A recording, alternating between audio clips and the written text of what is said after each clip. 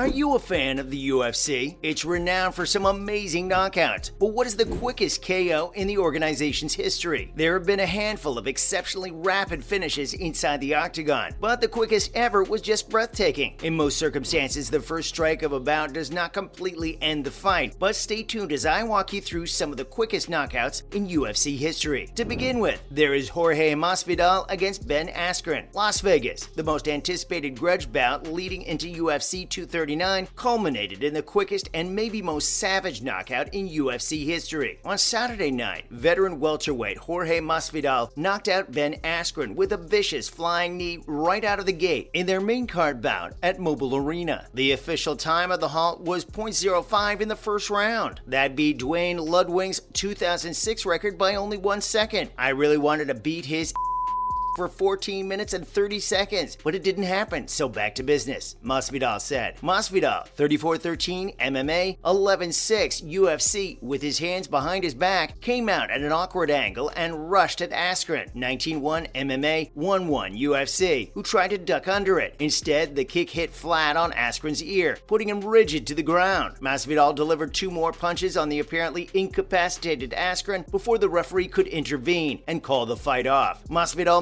mocked Askren as physicians raced into the cage to treat his opponent, with whom he had engaged in a lot of trash talk building up to the battle. "That gentleman was talking crazy, man," Masvidal added. "I have to teach you that there are repercussions occasionally, and there is some horrible out there." Moving on, who could possibly forget Chang Sun-Yung versus Mark Hominick, Toronto, Canada. Mark Hominick's emotional return home, his first after the death of his longtime trainer and buddy Sean Tompkins, ended in tragedy. The Canadian, clearly pumped up by the enthusiasm of the noisy pro-Hominick audience, ate a swift right hand from the hand of Chang Sun-Yung, who recorded a surprise TKO finish in 7 seconds. The featherweight bout was held at Toronto's Air Canada Centre. Following prelims on Facebook, it kicked off the night's pay-per-view main card. Hominick whiffed with a wild left and then ate a straight right as soon as the fight started. Yung pounced with follow-up punches to demand the referee's intervention after Hominick hit the canvas from the brunt of the well-placed attack. The startling end occurred only 7 seconds into the match, tying it for the quickest official knockout in history with Todd Duffy. Even Yung seemed surprised by the result. "You're always hoping for a big triumph, but it feels amazing," Yung remarked via a translator. "Just because I've been knocked out once does not imply I'm not a good striker." Nonetheless, Yung conceded that his swift success was due to a stroke of luck. "I was simply fortunate," he said. Hominick confesses that his attention wandered and that he made a single incorrect judgment. "I have to give it up to him," he said. "I simply came in too crazy. Because he had his hands down, I wanted to strike him with a clean shot." Following that, Ryan Jimmo stops Anthony Perosh in a record 7 seconds. Fortunately for the UFC newbie and Canadian fighter, he was on the winning side, as his rapid stoppage of fellow light heavyweight Anthony Perosh matched a UFC record for the quickest KO in company history. The fight was part of Saturday's UFC 149 event at Calgary's Scotiabank Saddledome.it broadcast on FX after extra prelims on Facebook and before the pay-per-view main card. Jimmo, a longtime MFC combatant, cobbled together a 16-fight victory run to earn an invitation to the octagon. However, his grinding techniques did not always win over supporters. However, he had a highlight reel performance in his UFC debut. After touching gloves, Kimmo delivered a flush right hook to Perosh's ear, sending the Australian vet crashing to the mat. Jimmo landed one more hit and the fight was promptly called off, as the Canadian fans applauded. "He's a huge, powerful person," Jimmo said, "but I knew if I flung some heavy leather, he'd get the worst of it. I watched a lot of footage of Anthony getting ready for this bout. I understand exactly what I needed to accomplish and had a solid plan in place. I'm overjoyed with my victory and ready to face my next opponent. However, I want to create myself gradually, improving and progressing." Although UFC officials informally credit Duane Bang Ludwig with a 6-second KO, the official 7-second record is held by Duffy, Chang Sun-Yung, and Jimmo. Furthermore, local hero Herman is injured, and Duffy has a KO record in what was maybe his greatest fight since finishing a second on The Ultimate Fighter Fighter 3, Ed Herman was hit by bad luck and sustained a knee injury in a TKO defeat to Aaron Simpson. The middleweight bout was the main event on the UFC 102 Couture vs. Nogueira preliminary program. However, the story of the unaired lineup was the performance of a particular UFC rookie who recorded the fastest knockout in UFC history. Both bouts, as well as the rest of the night's preliminary program, took place at the Rose Garden Arena in Portland, Oregon, as a warm-up act for the night's pay-per-view main event. Herman, a Washington native who now competes in Oregon, received a standing ovation from the Pacific Northwest audience, but he had trouble figuring out Simpson, an accomplished college wrestler at Arizona State University. However, Herman was most troubled by the unbeaten fighter's stand-up game. Herman got knocked down late in the first round but survived to fight again in the second. However, Herman launched a head kick early in the following round, causing his left knee to plainly crumble under him. Referee Yves Levine instantly recognized the injury and stopped the fight barely 17 seconds into the round to give Simpson the default TKO victory. "I was in a battle," Simpson said. Simpson is still unbeaten, with a 6-0 record and a 2-0 record in the UFC. Meanwhile, Herman falls to 15-8, 4-5 in the UFC, and has now only won 3 since April 2008. In related news, Jorge Masvidal discusses defending his BMF championship against Conor McGregor. Masvidal has said that he wants to fight McGregor as soon as the Irishman recovers from his injury, so that he may reap the financial perks of doing so. The 36-year-old fighter dropped hints that he may defend his BMF belt against McGregor, but only if the UFC made it possible for them to make money off of the bout. Masvidal expressed his desire to break Conor McGregor's face to block asset, saying, "Obviously, before this guy overdoses on cocaine and the fight never comes, and I don't have the chance to make all that easy money, I just want to shatter Conor's face. It's there, but it has to be perfectly within my specifications. And with that belt, I'm an effing dictator. I'd simply whip out the BMF belt for my lousy mother and some money." A fight at Madison Square Garden at the end of the year is something that Masvidal would love to do. Both competitors had already shown their skills in the Big Apple. The reigning champion of the BMF has said that despite the obstacles that Masvidal is facing outside of the octagon, he would definitely participate this year, no matter what. To answer your question, yes, I would want to be there at Madison Square Garden in the month of December. Masvidal proceeded by saying, "November or December, there's a good chance of that happening. No matter what happens, I'm going to compete in this year's tournament. I don't want to get into too much detail, but as you may already be aware, I have a number of problems that I need to go through. Nevertheless, you can count on me to be there." Finally, Makwan Amirkhani then throttles Andy Ogle in 8 seconds. Amirkhani, 11-2 MMA, 1-0 UFC, a former Finnish beauty pageant finalist, won quickly and continued his self-proclaimed run of damage-free bouts by knocking out Andy Ogle, 9-6 MMA, 1-5 UFC, in only 8 seconds. After UFC analyst Joe Rogan said that the stoppage was premature, Amirkhani deferred to referee Kevin Satake's decision. "The referee made his decision," Amirkhani remarked, gushing about meeting former Fear Factor presenter Rogan. "I'm now the victor." At the opening bell, Amirkhani dashed across the cage and launched with a flying knee, slamming into Ogle. Following that, an uppercut looked to contact Ogle in the chin, sending him tumbling into the cage. The battle was ended soon after Amirkhani began striking for the finish. Ogle challenged the stoppage after the official decision, explaining that he wasn't seriously injured despite the fact that he seemed to be walking on weak legs, and was attempting to knock down Satake when the fight was halted. "Put it on replay," Amirkhani instructed. "Take a look at his hand. It's gone. He's gone." Amirkhani has already won 3 consecutive fights, while Ogle, a veteran of the Ultimate Fighter 15, is currently 1-5 in the organization and is likely to be released by the UFC. That's all for now, guys. I hope you liked the show. Please like and subscribe to the channel for more relevant videos.